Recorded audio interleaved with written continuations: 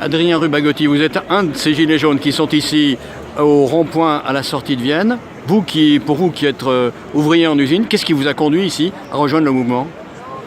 Ce qui m'a conduit ici, en fait, c'est en tout. C'est une cristallisation du baisse du pouvoir d'achat, parce que concrètement, on a une baisse du pouvoir d'achat par rapport à une augmentation des taxes qui est injustifiée parce qu'on n'a pas un service public qui est rendu par rapport aux taxes. C'est l'augmentation de la CSG, c'est le prix du gaz, de l'électricité, du gasoil qu'on a déjà eu, même si on reporte les prochaines hausses en 2020, le pouvoir d'achat est en berne. Et les Français, en majorité, se sentent exclus de la société et de la politique d'Emmanuel Macron. Pardon. Ici, parmi vous, il y a beaucoup de retraités. Hein. Oui, il y a des retraités aussi qui restent de temps en temps la nuit. Je ne sais pas si vous voyez, il y a des tentes sur les côtés, il y a un bivouac qui est mis. Il y a des retraités qui, eux, ils n'ont pas eu la hausse de la CSG, mais pour cause, ils n'ont que 600 € par mois. Et avec 600 €, qu'est-ce qu'ils peuvent faire? On a des jeunes aussi qui viennent ici parce qu'ils travaillent à mi-temps, et ils sont en intérim, ils ont la baisse des APL. Vous voyez, en fait, c'est un mouvement vraiment populaire qui représente la France des oubliés, la France périphérique. C'est toute la France que depuis des années, on oublie, on cache, qui, en bout d'un moment, exprime sa colère. Et cette colère, on la ressent très bien dans le mouvement des Gilets jaunes. Et c'est d'ailleurs pour ça et en soutien que je suis là. Alors Emmanuel Macron, le président de la République, va s'adresser au début de la semaine qui vient à la population française, donc aux Gilets jaunes. Vous attendez qu'ils disent quoi? Moi, j'attends clairement qu'il change de politique radicalement. Et je pense pour ce faire que sa seule solution, s'il veut avoir une porte de sortie par le haut, c'est la dissolution de l'Assemblée nationale et remettre de la proportionnelle à une nouvelle élection législative. Ça, c'est un sentiment qui est partagé parmi tous ceux qui sont ici?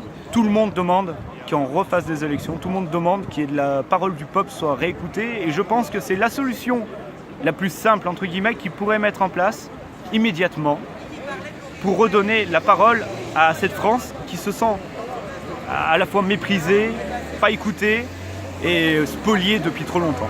Alors vous, il y a quelques heures, vous avez reçu ici, fort gentiment d'ailleurs, la députée de la circonscription de la République En Marche, Caroline Abadie. Qu'est-ce que vous lui avez dit? On lui a dit exactement ce que je viens de vous dire. Il y a d'autres personnes qui ont parlé de leur cas particulier, parce que c'est normal, c'est ce qu'ils ressentent les gens. Et les gens, quand ils ont une souffrance, ils ont besoin de l'exprimer. Et du coup, ils en ont profité qu'une des représentantes de ce gouvernement soit là pour lui dire tous les problèmes qui ne vont pas dans leur vie, leurs ressentiments. Apparemment, elle a écouté, mais qu'est-ce qu'elle peut faire, elle, étant donné qu'elle est dans la machine, dans le rouage de la politique de M. Macron? Elle ne peut faire qu'appliquer ce que dit M. Macron. Il ne faut pas oublier qu'une des premières mesures qu'il a fait, c'était les votes par ordonnance.